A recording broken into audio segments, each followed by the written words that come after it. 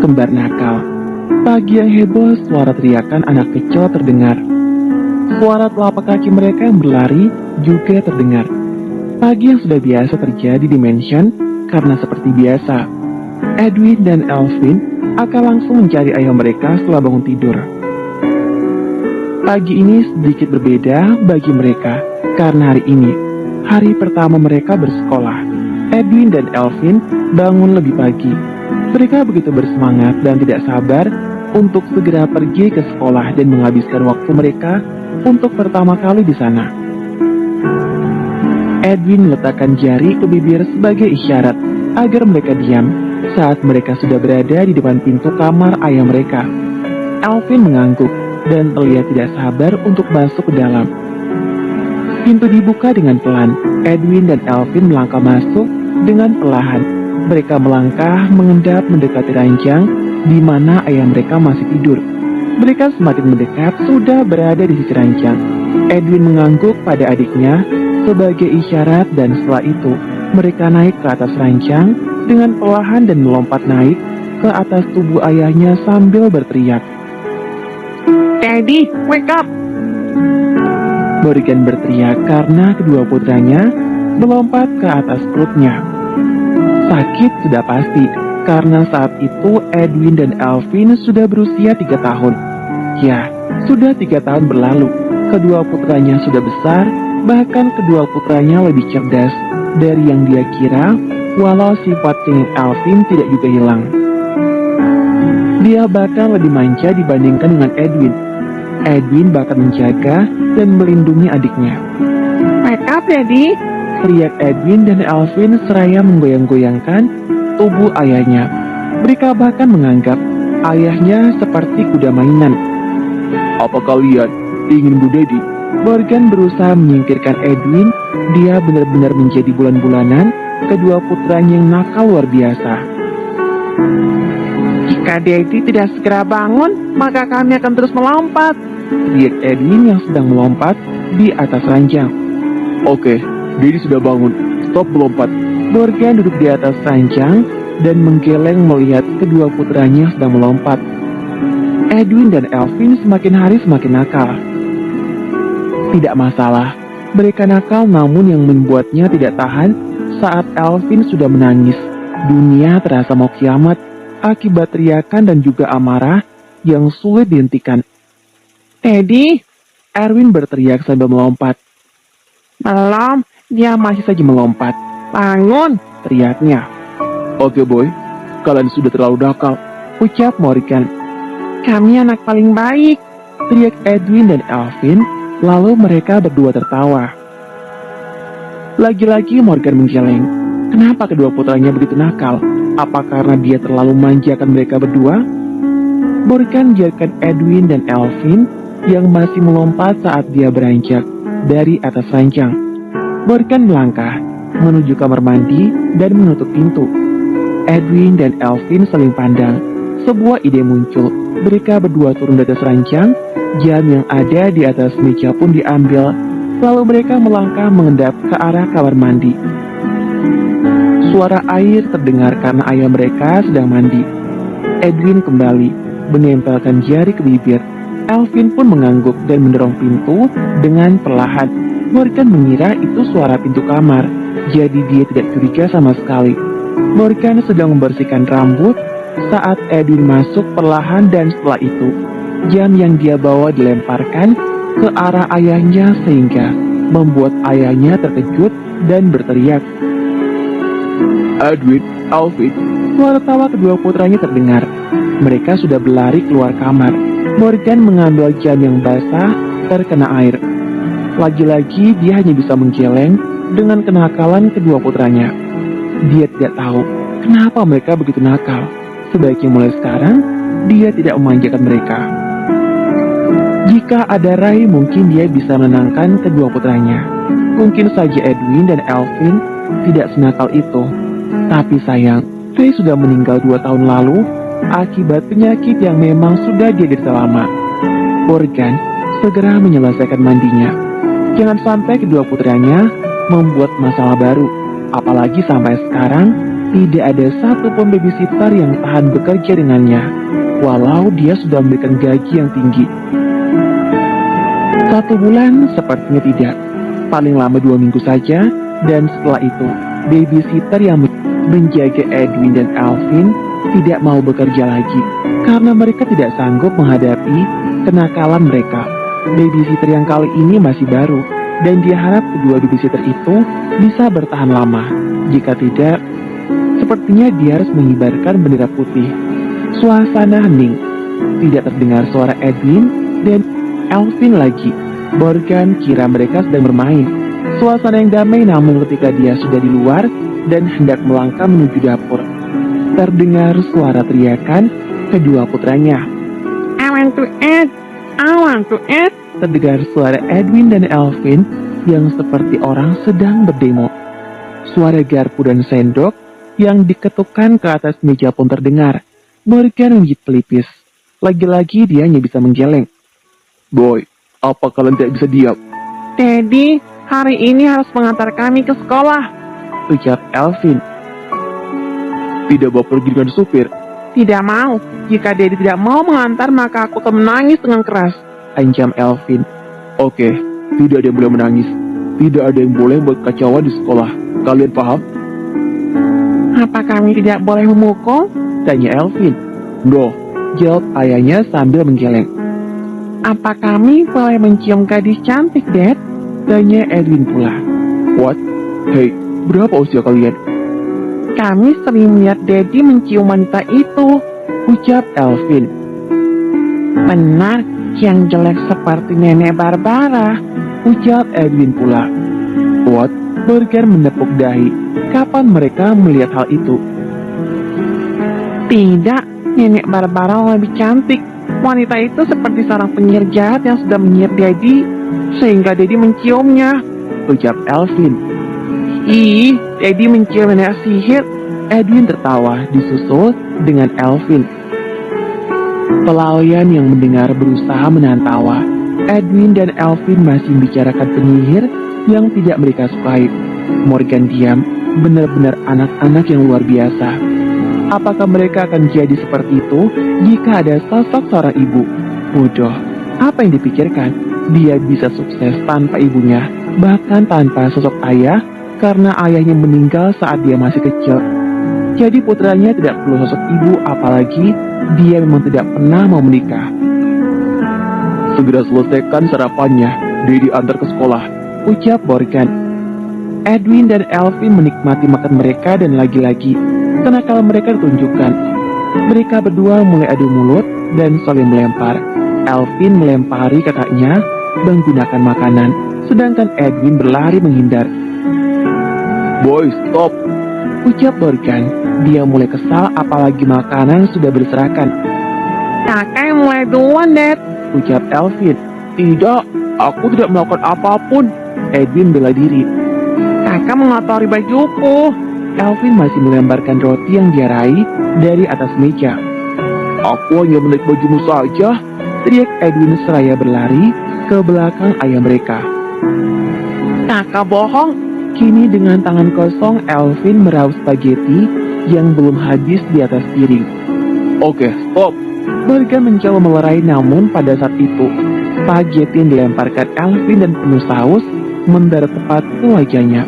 Morgan terkejut, begitu juga dengan kedua putranya. Mereka berdua terlihat takut, apalagi gumpalan mie jatuh dari wajah ayahnya dan mengotori kemeja putihnya. Edwin menghampiri adiknya dan memegangi tangan. Morgan terlihat begitu marah. Wajah diusap dengan kasar. Kedua putranya benar-benar sudah terlalu nakal. Lari! Teriak Edwin dan Alvin seraya berlari keluar dari dapur. Edwin, Alvin, Morgan berteriak marah. Namun kedua putranya sudah berlari menuju kamar mereka karena harus mandi lagi. Morgan menggigit pelipis. Apa dulu dia senakal itu? Sepertinya tidak. Lalu, jangan katakan sifat mereka didapat dari ibu mereka, tapi dia rasa hal itu tidaklah mungkin. Kimomi, Edwin dan Alvin duduk tenang dalam mobil karena saat itu mereka sedang di perjalanan menuju sekolah. Mereka duduk diam, karena sedang mendengarkan ceramah ayah mereka.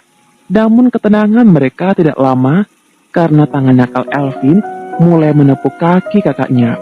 Dia yang paling cengeng, tapi dia yang paling iseng. "Jangan pukul," Edwin mulai membalas. "Aku tidak memukul." Elvin kembali memukul. "Aku bilang jangan pukul." Edwin pun kembali memukul. "Aku tidak," teriak Elvin. Edwin dan Elvin mulai saling memukulkan kedua tangan mereka. Mereka pun saling menuduh seperti yang mereka lakukan tadi. Morgan benar-benar kehabisan kata-kata. Dia belum selesai bicara, tapi kedua putranya sudah adu argumen, bahkan mereka belum berhenti saling memukul. "Boy, Daddy belum selesai bicara, tapi kenapa kalian sudah saling memukul?" "Elvin yang mulai duluan, Dad," ucap Edwin. "Aku tidak melakukan apapun." Si cengeng memasang wajah sedih agar ayahnya membela dirinya. "Oke, stop. Daddy tidak mau mendengar adu argumen seperti ini. Daddy hanya ingin kalian menjadi anak baik, tanpa membuat keributan di sekolah. Apa kalian paham?" Edwin dan Elvin mengangguk. Mereka kemudian saling menyenggol lagi, tapi lagi-lagi mereka tidak terima, sehingga mereka mulai saling menyenggol. Astaga, Morgan mengembuskan napas berat. Apa mereka tidak bisa berdamai? "Dad, apa kau akan menjemput kami nanti?" tanya Edwin. "Daddy sibuk," jawab ayahnya. "Jika Daddy tidak menjemput, maka aku akan menangis," ancam putra bungsunya. "Tidak perlu mengancam Daddy." Elvin mulai memperlihatkan wajah sedihnya. Dia akan menangis dengan keras jika ayahnya tidak mau menjemput mereka pulang sekolah. "Oke, tidak perlu menangis." Dia benar-benar kalah oleh anaknya sendiri. Edwin dan Elvin saling mengadukan telapak tangan. Tawa mereka juga terdengar. Mereka kembali akur dan bermain bersama. Setidaknya suasana kembali damai. Sekolah mereka sudah terlihat.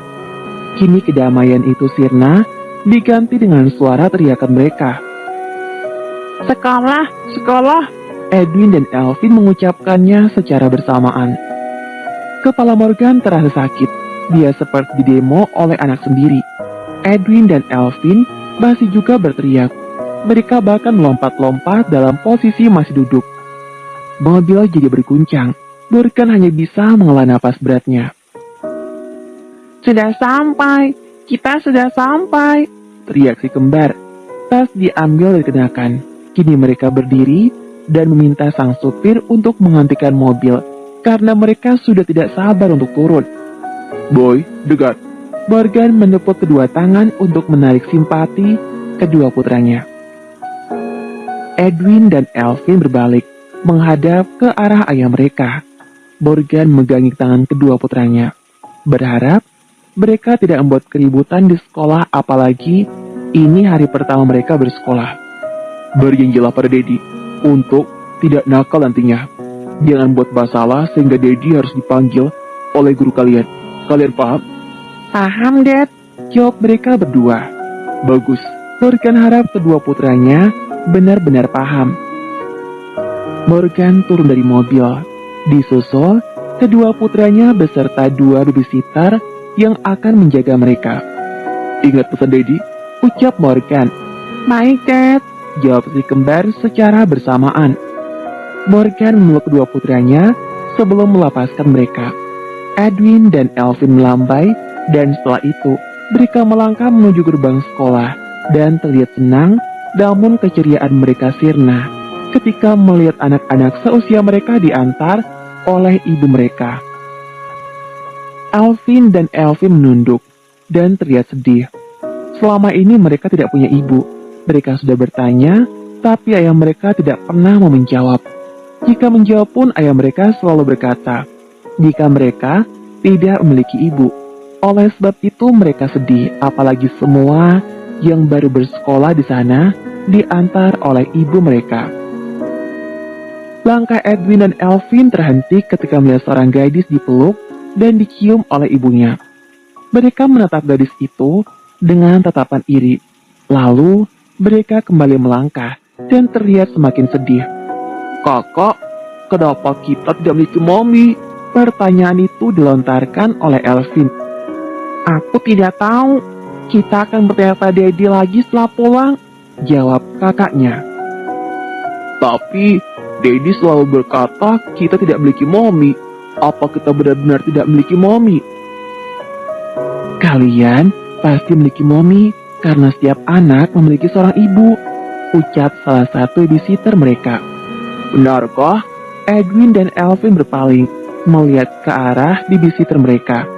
Tentu saja, aku tidak mungkin berbohong. Kalian juga memiliki seorang ibu seperti mereka. Kau dengar itu, Kak? Kita punya mommy, teriak Elvin. Benar, Daddy pasti berbohong pada kita, ucap Edwin pula. Setelah pulang, kita harus mencari tahu. Mereka kembali melangkah sambil berpegangan tangan dan terlihat ceria. Babysitter mereka berkata mereka memiliki ibu. Jika ayah mereka tidak memberitahu, bakal mereka akan mencari sendiri ibu mereka dan mereka yakin mereka pasti akan menemukan keberadaan ibu yang sangat mereka rindukan. Sementara itu di sisi dermaga yang ada di Australia, ibu yang mereka rindukan sedang berdiri di sisi dermaga tersebut. Bukan untuk berlibur, tapi Eliana di sana untuk bicara dengan ibunya di mana abu ibunya dia arungkan di sekitar dermaga itu. Tatapan mata Eliana tertuju pada air yang tenang. 3 tahun. 3 tahun sudah dia di Australia. Selama 3 tahun itu pula, dia berusaha merelakan kepergian ibunya dan menunggu waktu yang tepat untuk kembali. Dia sengaja menunggu 3 tahun dan tidak langsung kembali setelah menepati sumpahnya pada ibunya. Karena bukanlah hal mudah mencari bayi yang tidak pernah dia lihat rupanya. Dia juga tahu Ray tidak mungkin membiarkan dirinya dapat menemukan kedua bayinya dengan mudah, oleh sebab itu dia menunggu kedua bayi yang dilahirkan sedikit dewasa. Dengan demikian akan lebih mempermudah dirinya menemukan mereka. Setelah 3 tahun tinggal di Australia, akhirnya Eliana memutuskan untuk kembali. Dia juga memilih tidak langsung kembali karena dia tahu untuk orang yang tidak memiliki apapun seperti dirinya tidak akan bisa melawan tuan muda yang berkuasa untuk merebut kedua anaknya. Selama 3 tahun itu pula, Eliana membuka usaha kecil dari uang terakhir yang didapatkan, tapi sekarang dia harus meninggalkan usaha itu untuk sementara waktu. Aku harus pergi, Mam, ucap Eliana. Tatapan mata masih tak bisa lepas dari air laut yang tenang. Aku harus mencari kedua bayi yang telah diambil dariku. Tapi aku akan kembali lagi setelah aku menemukan mereka. Aku akan bawa mereka ke kota ini. Aku tidak akan tinggal di sana lagi. Eliana tersenyum. Namun kesedihan tersirat dari raut wajahnya. Aku selalu minta maaf padamu, Mam. Maafkan aku yang telah menipu dirimu. Waktu itu, aku tidak punya pilihan. Sungguh, aku terpaksa melakukannya untuk dirimu. Jadi aku harap kau maafkan aku. Walau aku tahu kau pasti kecewa. Air mata menetes, rasa sakit yang dirasakan waktu itu kembali teringat. Tapi sekarang, aku akan memperjuangkan apa yang seharusnya aku miliki. Aku akan mencari mereka dan bawa mereka. Aku berjanji padamu, aku akan perbaiki kesalahan yang telah kulakukan. Dia pasti dapat menemukan keberadaan kedua putranya dan bawa mereka pergi dari tangan si tuan muda yang telah membayarnya dulu. Dia harap dia bisa bertemu dengan Ray atau Grace sehingga dia bisa bertemu dengan kedua putranya. Tapi sayang, Ray sudah meninggal dan Grace sudah pindah ke kota lain. Setelah berbicara dengan ibunya, Eliana meninggalkan dermaga itu sambil menarik sebuah koper karena hari ini juga dia akan kembali ke Perancis untuk mencari keberadaan kedua putranya.